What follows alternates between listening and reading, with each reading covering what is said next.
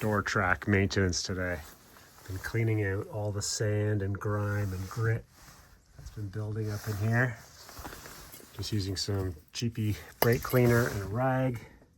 It's getting pretty clean. And I'm gonna be using this WD-40's dry lube and see how that works with it once I get it all cleaned out.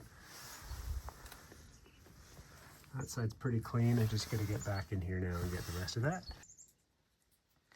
Okay, that's pretty clean for now.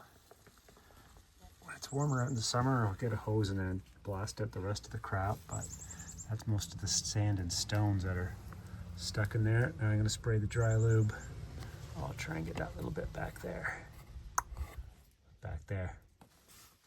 And then spray the dry lube.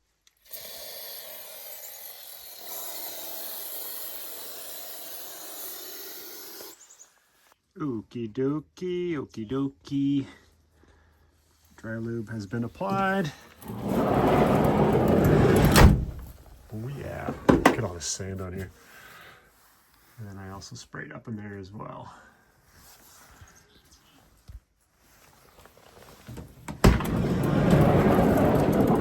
Slide's much better now.